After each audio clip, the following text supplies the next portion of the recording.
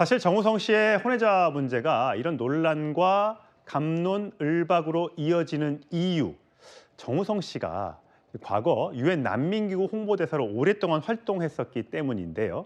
자, 과거에 저희 채널A 출연해서 했던 발언 들어보시죠.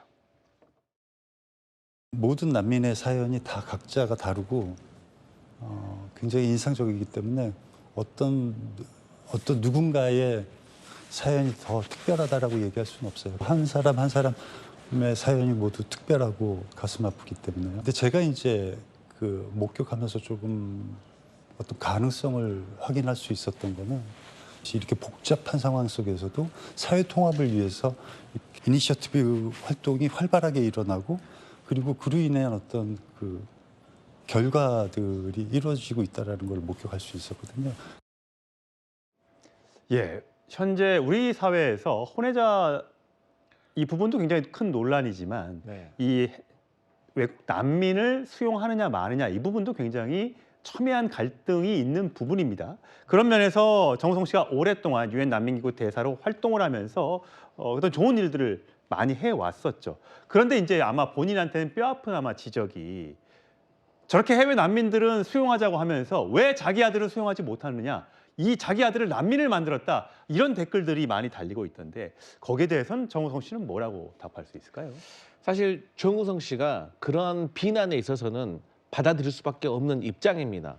또한 난민 말고도 정우성 씨가 과거에 미혼모 어떤 캠프 행사에도 참여했던 것이 또 문제가 되고 있거든요. 예. 그러니까 그야말로 정우성 씨가 어떤 인연으로 인해서 이러한 행사들을 참석을 했고 이런 캠페인을 했는지 모르겠지만 결국에는 부메랑에 대해서 본인에게 당신은 왜 할 수 없는가라는 질문에 직면하게 된 것이잖아요.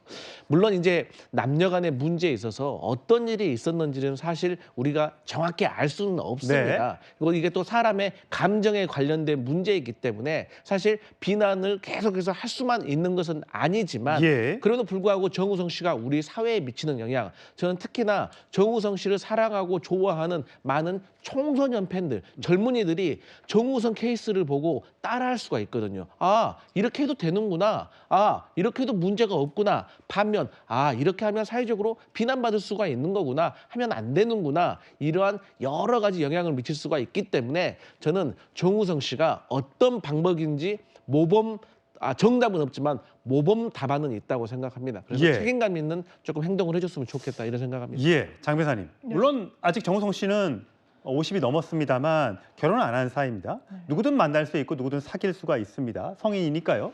하지만 이제 벌써 15년 전이냐, 2010년 한 언론과의 인터뷰에서 했던 발언. 여자를 만들고 2세를 갖고 싶다. 2세만 어디서 가질 수는 없는 것 아니냐라는 인터뷰가 화제가 되기도 했었고요.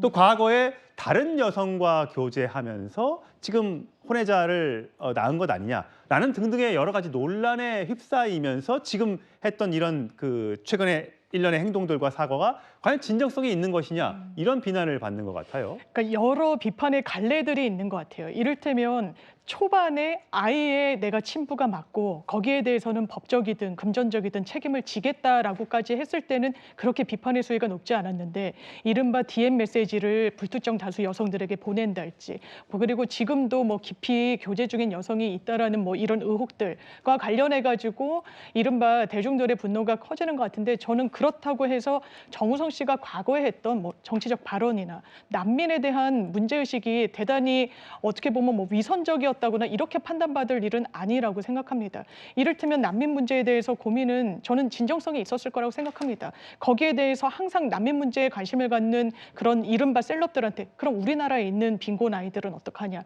뭐 이런 질문들이 따라 붙는데 일단 난민뿐만 아니라 제3세계에 대한 건 먼저 발전을 이룬 국가들이 많은 책임들 뭐 공해 문제나 기후 위기나 이런 부분들을 제3세계에 전가시키고 있는 데에 대한 문제의식들이 있는 것이거든요.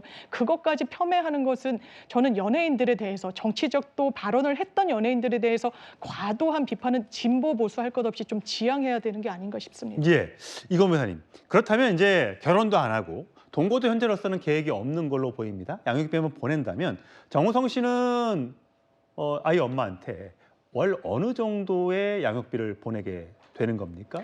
네, 법적으로 정해진 양육비만 따져보면요. 이 월 소득 구간에 따라서 양육비, 법원이 정한 양육비가 있습니다. 근데 이것은 최소의 기준이고 당사자 협의를 통해서 더 많이 받을 수 있는데 월 1,200만 원 이상의 경우가 가장 최고 구간입니다. 그렇다 손 치더라도 정우성 씨가 이 문가비 씨에게 줘야 되는 양육비는 월 200만 원에서 300만 원 남짓이 될 겁니다. 300만 원이 채 되지 않아서요.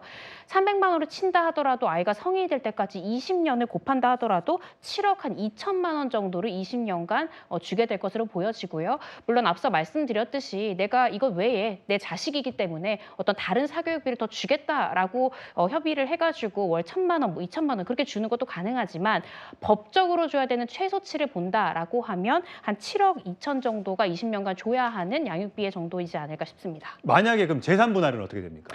그러니까 만약에 문가비 씨와 혼인을 한다. 그런데 이혼을 할 경우에 그렇다고 하면 재산 분할이나 위자료를 줘야 되는 금액이 더 높아서 혹시 이런 것을 이유로 혼인을 피하는 것이 아니냐라는 추측들도 나오고 있는데요. 물론 이 부분은 정우성 씨가 전혀 확인하지 않았던 부분이긴 합니다. 근데 만약에 그렇다고 한다면 현 시점에 정우성 씨의 재산의 정도가 한 600억 정도다라는 추정이 나오고 있습니다. 그런데 지금 있는 이런 부동산 같은 경우에는 혼인 전에 일군 재산이기 때문에 사실 특유 재산을 주장할 수는 있지만 혼인 기간 동안 그 재산의 유지에 대해서 배우자도 기여를 했다라고 보기 때문에 5년 이상, 10년 이상 함께 이제 혼인을 하면서 이 재산의 유지에 대해서 배우자가 기여를 했다라고 하면 적게는 30%에서 많으면 50%까지 분할이 될 수 있습니다. 그렇다고 친다면 600억에 대해서 뭐 적게는 100억 원 내지는 300억 원까지도 재산 분할을 받을 수 있을 것으로 보여져서 일각에서는 이런 부분들 때문에 혼인은 하지 않는다라는 입장을 표명하는 것이 아니냐라는 분석도 나오고 있습니다. 예. 물론 뭐 과연 돈 때문에 그런 일이 있을까만은 워낙 이 부분이 논란이 되고 화제가 되다 보니까 그런 데까지 이 논의의 주제가 옮겨가는 것 같습니다. 자, 정우성 씨 그동안 블랙리스트에도 올랐다라고 얘기를 하죠. 그래서 여러 작품에 출연하지 못했다라고 주장도 했었는데 과거에 한 방송에 나와서 이런 얘기를 했고요. 또 그 전에 어떤 무대 행사에 올라서 또 이런 발언을 했던 것이 화제가 됐었습니다. 제가 이제 어떤 그 영화 관련돼서 이제 무대 인사를 할 때 박근혜 나와 하는 영상 짤이 돌았잖아요. 하는 영상 짤이 돌았잖아요. 그때 뭐 많은 단체에서 전화를 해가지고 이제 육두문자를 날리면서 정신 있느냐. 예, 전영신 변호사님. 네네. 사실 아까 정현미 변호사는 어떤 과거의 어떤 발언이나 정치적 발언들 소신이나 이런 것들로 인해서 지금의 어떤 논란들을 같이 싸잡아서 비판하고 하는 거는 뭐 문제가 있다라고 얘기하셨는데 정우성 씨가 과거에 이제 블랙리스트에 올라서 본인이 좀 문제가 있었다라고 고백했던 적도 있고요. 그래서 저 발언이 지금 뒤늦게 소환이 되고 있는 것 같아요. 어떻게 보세요? 그런데 다른 걸 다 떠나가지고 저거는 굉장히 무례한 거 아니겠습니까? 그다음에 2016년 이후에 결국은 박근혜 전 대통령 탄핵당했단 말이에요. 예. 그럼 탄핵당한 것은 아무리 그 박근혜 전 대통령을 지지했던 아니면 강렬하게 극적으로 그 반대를 했던지 간에 이거는 국가적인 불행한 사태잖아요. 예. 현직 대통령이 탄핵당한 게 뭐 그렇게 웃을 일입니까? 그런데 조금 전에 저 모습을 보면 그 정우성 씨는 웃는 모습으로 아주 재밌다라고 하는 듯이 잘 됐다라고 하는 듯이 저렇게 대통령 이름을 부르면서 나오라고 이야기를 갖다가 했으니까 저건 누가 봐도 마땅치 않다 그런 생각이 들 수밖에 없고요. 예. 그렇기 때문에 지금 정우성 씨의 혼외자 문제가 많은 사람들한테 더 인상적으로 나오게 된 것은 본인은 좀 예의를 갖추고 뭐 그랬었으면 모르겠는데 본인은 마치 뭐 대통령까지 오라가라 하는 그런 사람인 것처럼 하면서 뒤로는 많은 여자들 만나고 그다음에 또 아이까지 만들게 하면서 그러면서 저는 어떤 생각하냐면요. 난민 못 받아들인다라고 했는데 그렇다고 해서 아들 못 받아들인다라고 하는 생각이 안 되거든요. 왜냐하면 아들은 책임지겠다라고 했으니까. 예. 그런데 그 자신의 아이를 낳은 그 여인에 대해서는 그 여인은 내가 죽어도 못 받아들이겠다. 그 이유가 뭔지는 모르겠지만 그 이야기 아니겠습니까? 그러면 문가비 씨는 정우성 씨한테 보면 난민보다도 못한 존재일 수도 있겠다. 뭐 그런 추측이 가능한 거니까 그런 것들이 이렇게 오발이 되면서 지금 문제가 좀 더 심각하게 된 것이 아닌가 싶습니다. 예, 정우성 씨 어쨌든 본인의 진심을 담아서 아이를 책임지겠다고 약속했으니까 이 부분들 많은 팬들이 지켜보고 있을 겁니다. 앞으로 처신을 잘 해줘서 좋은 배우로 계속 남아주기를 기대해 보겠습니다.